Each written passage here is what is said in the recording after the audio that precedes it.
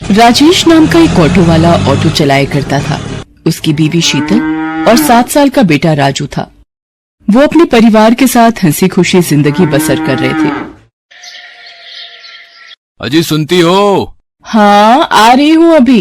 देखो मैं तुम्हारे लिए क्या लेकर आया हूँ। हाँ बोलिए, क्या हुआ? और इस पैकेट में क्या है? खुद ही देख लो, ये लो खोलो।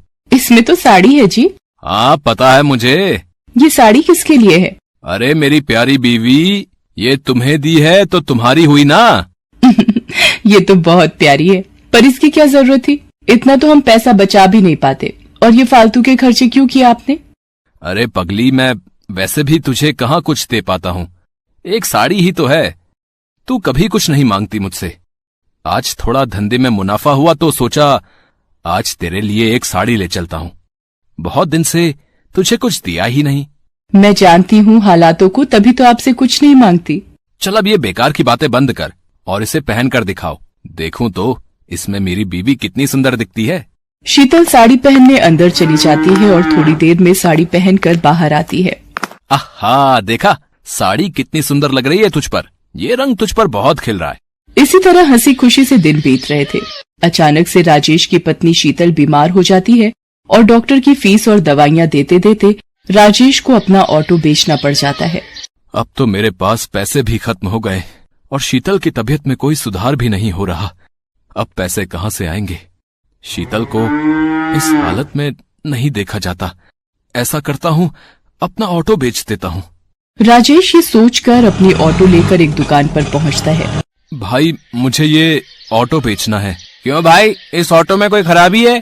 ऑटो में कोई परेशानी नहीं है, मुझे पैसों की सख्त जरूरत है। मेरी बीवी बहुत बीमार है और मुझे पैसों की जरूरत है, इसलिए मुझे ऑटो बेचना पड़ रहा है। अरे भाई, अगर ऑटो बेच दोगे तो घर का खर्चा कैसे चलाओगे हैं? हाँ, पर बीवी की तबीयत भी तो देखनी है। उसकी दवाइयों के लिए मेरे पास पैसे नहीं हैं और मुझे कुछ समझ में नहीं आ रहा है कि अब क्या करूं। अरे भाई, एक काम कर सकते हैं आप। ऑटो बेचकर एक रिक्शा ले लो, जिससे कुछ पैसे भी मिल जाएंगे और तुम घर चलाने के लिए रिक्शा भी ले लोगे। क्या समझे? बात तो तुम सही कह रहे हो भाई। राजेश बात मान जाता है। राजेश ऑटो बेचकर एक रिक्शा ले लेता है और दिन रात उस पर मेहनत करता है। वहाँ राजेश की पत्नी की तबीयत अचानक खराब हो जाती है और वो उसे हॉस्पिटल लेकर जाता है। डॉक्टर साहब, मेरी पत्नी को एक बार देख लीजिए, उसकी तबीयत बहुत खराब है। ठीक है, इसे मेरे केबिन में लेकर आओ। राजेश शीतल को डॉक्टर के केबिन में लेकर जाता है। इनकी तबीयत बहुत खराब है, आप ये इंजेक्शन जल्दी से लेकर आइए, वरना मैं कुछ नहीं कर पाऊंगा। राजेश के पास पैसे नहीं थे। थोड़े से पैसे लेकर राजेश दवाई की दुकान पर जाता है और इंजेक्शन लेने के लिए पैसे देता है। इनमें 10 रुपए कम है। भाई मुझे इंजेक्शन दे दो, मेरी बीवी की तबीयत बहुत खराब है। पहले 10 रुपए लेकर आओ। प्लीज मुझे ये इंजेक्शन दे दो, नहीं तो मेरी बीवी मर जाएगी। भाई मेरे पास यही पैसे हैं और मुझे इंजेक्शन की बहुत जरूरत है। राजेश उसी दुकान के सामने रोने लग जाता है। उस दुकान वाले से रोते रोते अपनी बीवी के लिए इंजेक्शन मांग रहा होता है, लेकिन वो दुकान वाला बहुत लालची था। वो राजेश को वहाँ से भगा देता है। अरे कुछ भी करो, मुझे 10 रुपए दो तभी इंजेक्शन मिलेगा, वरना निकलो यहाँ से। राजेश बिना इंजेक्शन के ही वापस आ जाता है और उसकी बीवी का देहांत हो जाता है। राजेश अपने बेटे के साथ रहने लगता है। उधर दुकानदार, जिसका नाम विपिन था, जहां राजेश के पास पैसे न होने पर उसने राजेश को धक्का देकर भगा दिया था, वो एक बहुत ही लालची दुकानदार था। वो दवाइयों से बहुत पैसा कमाता था, इसीलिए उसने अपनी बहुत जायदाद कर ली थी। आजकल धंधे में बहुत कमाई हो रही है, हर माल में मुनाफा हो रहा है। अब एक काम करता हूँ कि एक प्लॉट और ले लेता हूँ। हाँ। विपिन घर पहुँचता है और प्लॉट लेने की सोचता है। पापा पापा। तभी विपिन को अपने बेटे की आवाज सुनाई देती है और भागकर जाता है तो देखता है कि उसका बेटा जमीन पर बेहोश पड़ा है। वो अपने बेटे को लेकर अस्पताल पहुंचता है। अब डॉक्टर साहब देखो, मेरे बेटे को क्या हो गया है? ये बेहोश कैसे हो गया? पता नहीं, जब मैं इसके पास गया तो ये बेहोश पड़ा हुआ था। मुझे इसका चेकअप करना होगा। डॉक्टर उसका चेकअप करता है तो वो विपिन को बताता है। अब क्या हुआ डॉक्टर? मेरा बेटा ठीक तो है? नहीं। क्या हुआ डॉक्टर? आप जरा तसल्ली रखें। अब क्या बात है डॉक्टर साहब, ऐसा आप क्यों कह रहे हैं? मुझे बहुत दुख के साथ कहना पड़ रहा है कि आपके बेटे को कैंसर है। विपिन के पैरों तले जमीन खिसक जाती है और अब संभालिए अपने आप को। ये क्या कह रहे हो डॉक्टर साहब? ऐसा कैसे हो गया?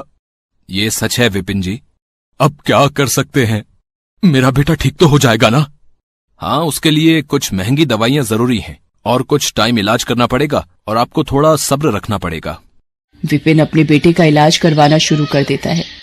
इस इलाज में बहुत पैसा लगाता है पर उसका बेटा ठीक नहीं होता। एक दिन उसके बेटे की तबीयत ज्यादा खराब हो जाती है तो डॉक्टर उसे दवाई लेने के लिए भेजते हैं। जैसे ही दवाइयों की दुकान पर जाता है, दवाई मांगता है। अब भाई मुझे ये दवाई जल्दी से दे दो। ये दवाई तो बहुत महंगी है, क्या तुम्हारे पास इतने पैसे हैं? विपिन अपनी सारी जमीन जायदाद गंवा चुका था उसके इलाज में। अब उसके पास कुछ भी नहीं था, सिर्फ चंद रुपयों के अलावा। वो अपने सारे पैसे उसको दिखाता है और कहता है कि मेरे पास ज्यादा नहीं है, बस यही रुपए हैं। इतने में दवाई नहीं आएगी, 100 रुपए और चाहिए। पर भाई मेरे पास इतने ही पैसे हैं। तो दवाई नहीं मिलेगी, जाओ और पैसे लेकर आओ, जाओ। मेरा बेटा बहुत बीमार है, मैं आपके 100 रुपए जल्दी ही चुका दूंगा। चलो हटो, निकलो यहाँ से, पहले 100 रुपए लेकर आओ। तुम्हारे जैसे रोज आते हैं, चलो भागो यहाँ से, गरीब कहीं के।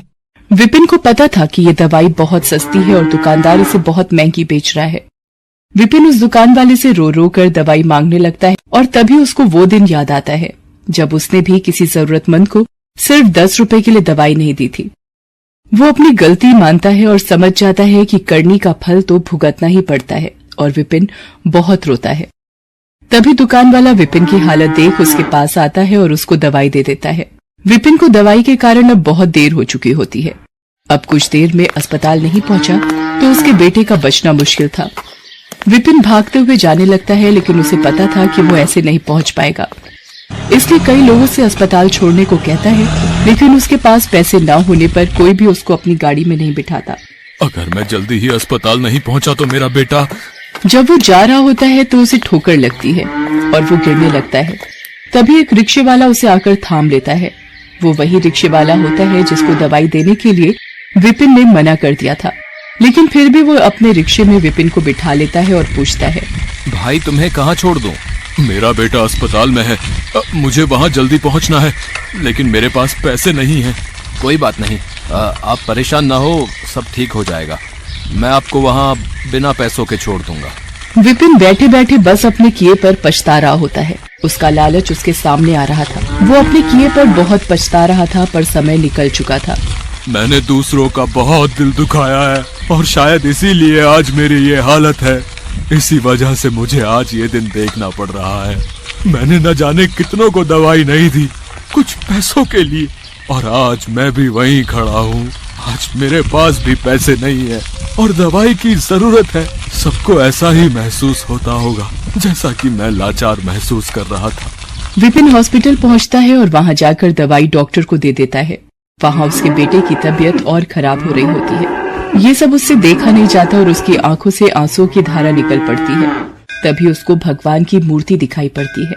भगवान, मेरे कर्मों की सजा मेरे बच्चे को मत दो। जो सजा देनी है मुझे दे दो, पर मेरे बच्चे को बख्श दो। और ये कहकर वो फूट फूट कर रोने लगता है। तभी डॉक्टर वहां आते हैं और बताते हैं कि उनका बेटा अब ठीक है। विपिन राहत की सांस लेता है और उसके कुछ समय बाद विपिन का बेटा ठीक होकर घर आ जाता है।